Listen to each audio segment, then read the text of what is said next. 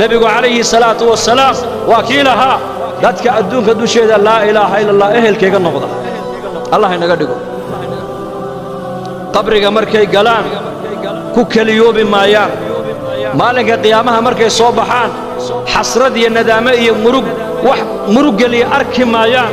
waxaad mooddaa buu nebigu yidhi inaan u jeedoon arkaayo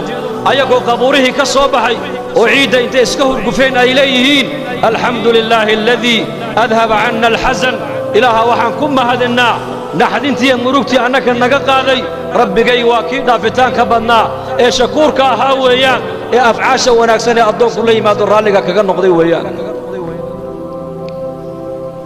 dadna way soo baxayaan yowma alqiyaama maalinta sara joogga waa yoom qur-aanka yoom buu sheegay habeen ma sheegin yowma laa tamliku nafsun linafsin shay'a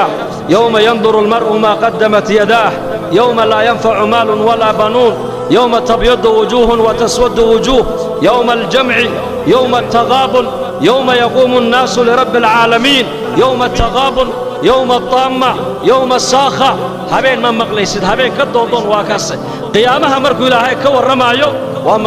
maalin weeyaan habeen male waa maalin keliya wa fii yowmin kaana miqdaaruhu 50,000 sana yowmaidin tucraduun laa takhfaa minkum khaafiya yowma tabyaddu wujuuhun wa taswaddu wujuuh yowma ilaahay yidhi tabaaraka wa tacaala yowmkaasina qur-aanka ilaahay noogu sheegay waa 50 kun oo sannadood ibnu cabbaas radia allaahu canhuma mufasirkii qur-aanka wuxuu ku fasiruu yidhi 40 kunoo sano waa la joogi 10 kunoo sanona xisaabtaa ku dhammaani doonta buu yidhi 40 kunoo sano ayaa sidaa loo taagnaan doonta 10 kunoo sanona xisaabtaa ku dhammaan doonta nin acraabi oo reer baadiya